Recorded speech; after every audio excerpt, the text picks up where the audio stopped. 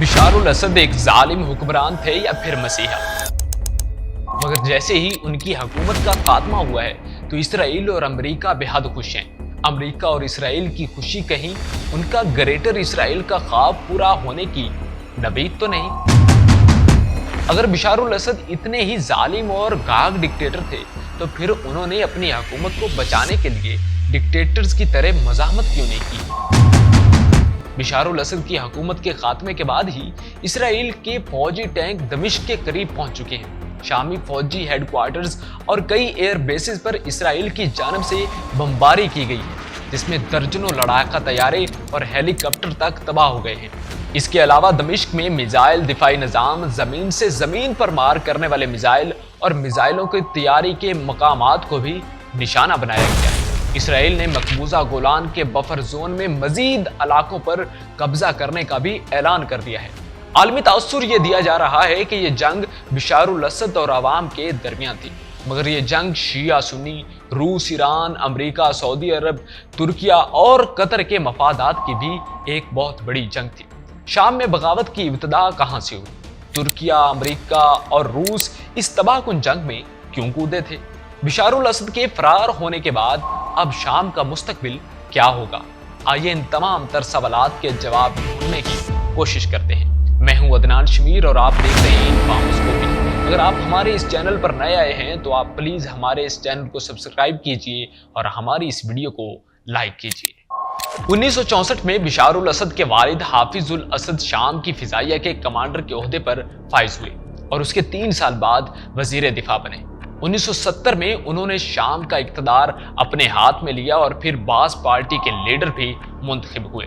1 साल के बाद वो रेफरेंडम के जरिए शाम के सदर बने और फिर कई रेफरेंडमों के जरिए आखिरी दम तक ओहदे सदारत पर विराजमान रहे।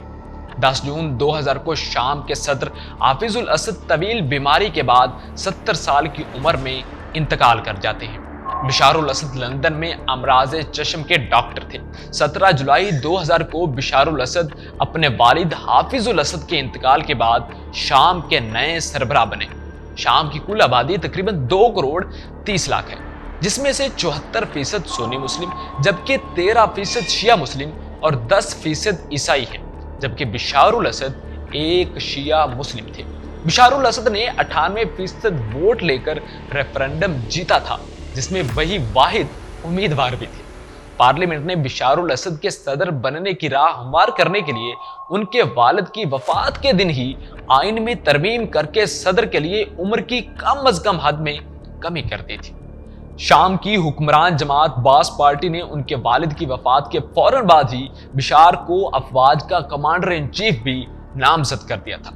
असद हुकूमत ने मुखालिफ आवाजों के खिलाफ जुलाई 2001 में क्रैकडाउन शुरू किया, जब 10 मुखालफिन को गिरफ्तार किया गया था।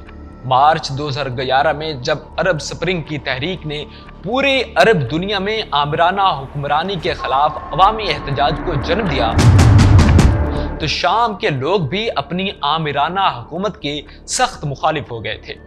चूंकि शाम के इर्द गिर्द के कुछ ममालिक में उस वक्त हुकूमतों के खिलाफ मुजाहिरे जारी थे और असद हुकूमत को भी खतरा था कि अगर कोई छोटी सी चिंगारी भी उठी तो असद हुकूमत के लिए मुश्किलात का बायस बन सकती है। लिहाजा बशार अल असद ने अपनी फोर्सेस को हुक्म दे रखा था कि जो भी हुकूमत के खिलाफ हो उसे फौरन गिरफ्तार कर लिया जाए। दारा जो शाम का एक शहर है, उसके एक स्कूल में एक क्लास में 14 स्टूडेंट्स थे और उन्हीं 14 स्टूडेंट में से एक स्टूडेंट मुआविया सन्यासी भी था। फरवरी 2011 में इस बच्चे ने अपने स्कूल की दीवार पर हुकूमत के खिलाफ एक स्लोगन लिखा, योर टर्न नेक्स्ट डॉक्टर, जिसका मतलब है अगली बारी आपकी है डॉक्टर। यह स्लोगन इसलिए लिखा गया था क्योंकि शाम के इर्द गिर्द के ममालिक जो थे उनमें आमरीत के खिलाफ लोग सड़कों पर थे और कई जो आमिर थे वो अपने अपने मुल्कों को छोड़कर फरार हो रहे थे। ये नारा लिखने के फौरन बाद सन्यासी और इनके दोस्तों को पुलिस गिरफ्तार कर लेती है और उनको तशद्दुद का निशाना बनाती है और उनको टॉर्चर तक करती है। जब उनके वालिदैन पुलिस थाने में जाकर अपने बच्चों के बारे में पूछते हैं तो उनको आगे से जवाब दिया जाता है कि इन बच्चों को आप भूल जाएं और बच्चे पैदा करो, और अगर पैदा नहीं कर सकते तो अपनी औरतों को हमारे पास ले आओ, हम बच्चे पैदा करेंगे। اس کے بعد ان بچوں کی بازیابی کے لیے احتجاج شروع ہوتے ہیں اور حکومت ان کو روکنے کے لیے فورسز کا بھی استعمال کرتی ہے، اور اسی احتجاج میں 2 لوگ جان کی بازی بھی ہار جاتے ہیں۔ جب ان 2 لوگوں کے جنازے ادا کیے جاتے ہیں تو اس وقت بھی لوگ بشار الاسد کی حکومت کے خلاف نعرہ بازی کرتے ہیں، اور بشار الاسد کو یہ لگتا ہے کہ اب یہ احتجاج پورے ملک میں پھیل سکتے ہیں، تو ان لوگوں کو چپ کروانے کے لیے وہ ہیلی کاپٹر سے ان لوگوں پر فائرنگ تک بھی کروا دیتے ہیں، جس سے درجنوں لوگ مارے جاتے ہیں۔ 45 دن کے بعد ان بچوں کو جیل سے رہا کر دیا جاتا ہے، مگر جب ان بچوں کو جیل سے رہا کیا جاتا ہے تو ان کو اس طرح سے مارا گیا تھا کہ وہ اپنی ٹانگوں پر چل بھی نہیں سکتے تھے۔ جب عام عوام ان بچوں کو دیکھتے ہیں تو بشار الاسد کی حکومت کے خلاف پورے شام میں احتجاجی مظاہرے شروع ہو جاتے ہیں۔ بشار الاسد سیکیورٹی فورسز کا استعمال کر کے ان تمام لوگوں کو کچلنے کی تیاری کرتے ہیں اور کسی حد تک کامیاب بھی ہو جاتے ہیں۔ احتجاج میں موجود تمام لوگ بشار الاسد کی حکومت کا خاتمہ چاہتے تھے اور وہ ان کے خلاف نعرہ بازی بھی کرتے تھے، اور یہ لوگ پیسفل احتجاج نہیں کرتے تھے بلکہ یہ بڑے پیمانے پر وائلنس بھی کرنے لگ گئے تھے، یہاں تک کہ سیکیورٹی فورسز جو تھی شام کی، وہ ان تشدد سے جو زخمی لوگ ہاسپٹل میں جاتے تھے ان کو بھی وہاں سے گرفتار کر لیتی تھی۔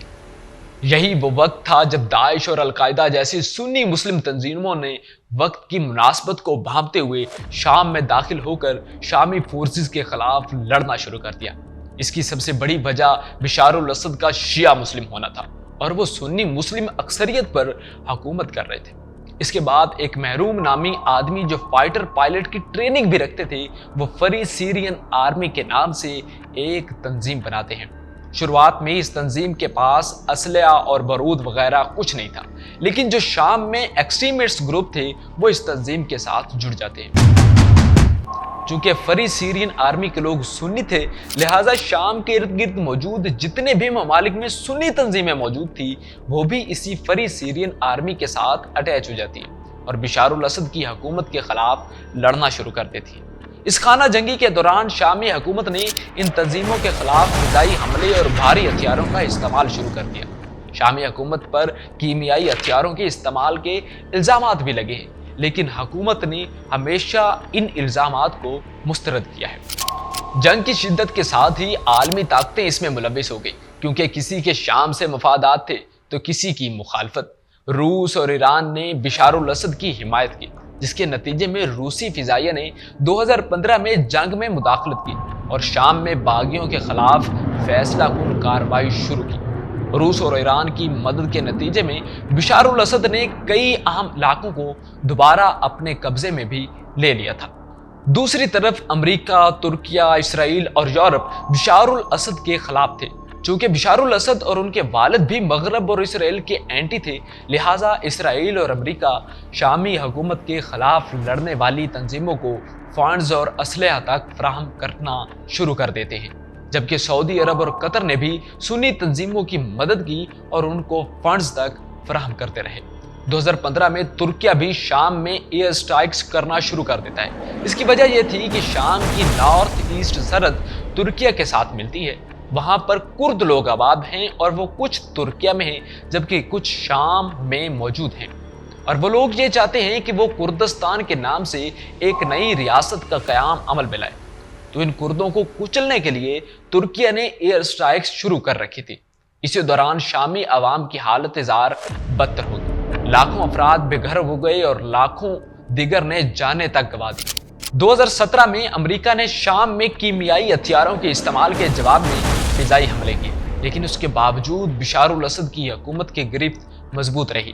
2021 میں بشار الاسد نے چوتھی مرتبہ صدارتی انتخابات میں کامیابی حاصل کی، مگر عالمی سطح پر اس کی حیثیت میں کوئی تبدیلی نہ آ سکی۔ شام میں مسلسل جنگ اور تباہی کے باوجود بشار نے اپنی حکمرانی کو قائم رکھا، لیکن 2023 میں باغیوں کی قیادت کرنے والے گروہ ہیئت تحریر الشام نے 17 نومبر کو حلب پر حملہ کیا اور اسد کی فوج سے حلب کا کنٹرول چھین لیا۔ اس کے بعد باغی فورسز تیزی سے آگے بڑھی اور حما، حمص اور دمشق جیسے اہم شہروں کا کنٹرول حاصل کر لیا۔ آخر کار 2024 کے دسمبر کے آغاز میں دمشق کا بھی کنٹرول باغیوں کے ہاتھ میں آ گیا۔